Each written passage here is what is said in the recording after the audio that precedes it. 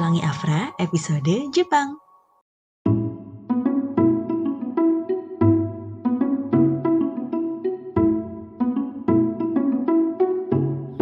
Hari berikutnya di Jepang. Jadi hari ini kita akan pergi ke Sport for Tomorrow.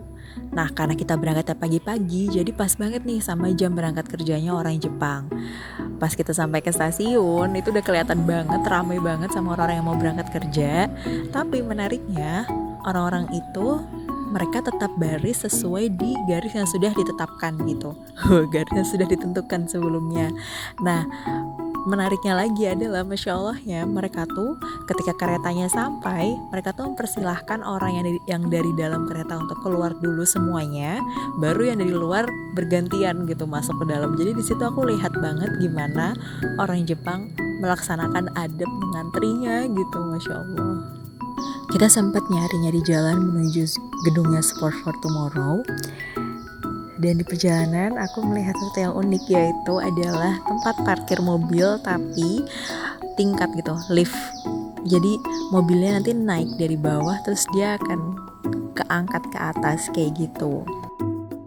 Nah, di Sport for Tomorrow ini kita dikasih kit gitu, kit materi, terus ada kita diskusi, ada presentasi juga dari Sport for Tomorrow. Dan yang asyik adalah di Sport for Tomorrow ini akhirnya kita belajar untuk membuat permainan yang ramah disabilitas.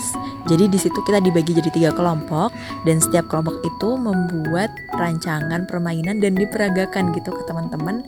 Gimana sih bentuk permainan ini jika dimainkan oleh disabilitas kayak gitu. Karena di Sport for Tomorrow ini percaya bahwa olahraga itu bisa jadi sarana yang baik untuk teman-teman disabilitas saling bersosialisasi gitu, saling berkenalan dan berinteraksi bersama gitu.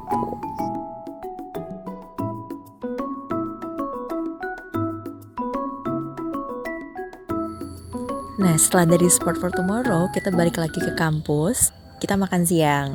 Seperti biasa, karena sebelumnya kita udah tahu kalau sausnya itu belum dijamin kehalalannya, akhirnya kita mesen menu itu, tapi tanpa sausnya.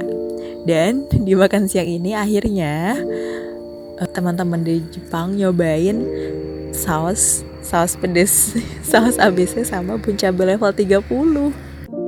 Setelah makan siang, kita ada sesi untuk diskusi sama Miss Natsuki Soda. Jadi Miss Natsuki Soda ini adalah alumni dari University of Tokyo, dan beliau itu sudah menggunakan kursi roda sejak kuliah gitu. Dan di situ cerita gimana struggle-nya dia untuk bisa tetap mengikuti kuliah, gimana cara beradaptasinya, terus kayak apa sih sebenarnya hal-hal yang luput atau yang abai dalam perhatian kita gitu.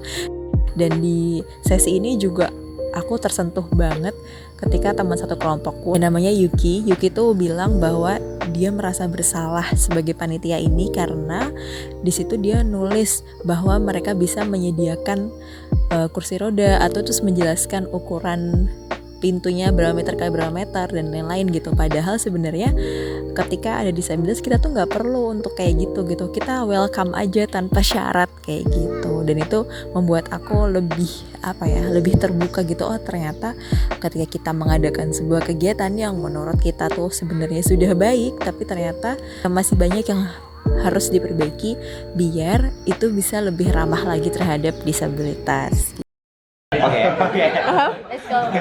Let's go. I want to see your reaction.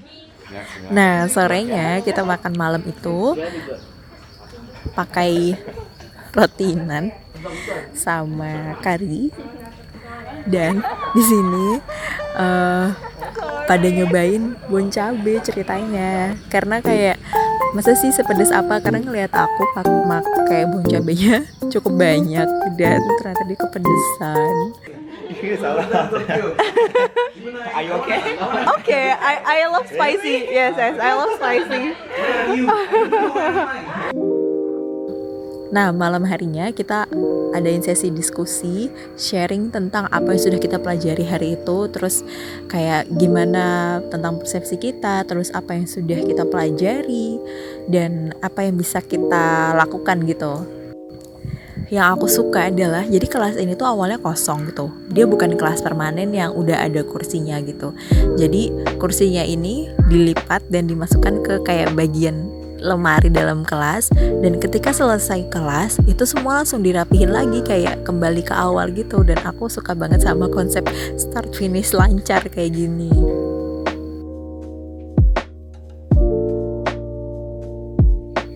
Nah, hari berikutnya, di hari ini, kalau di sesi sebelumnya kita full in English, nah di hari ini kita dapat pemateri yang full pakai bahasa Jepang.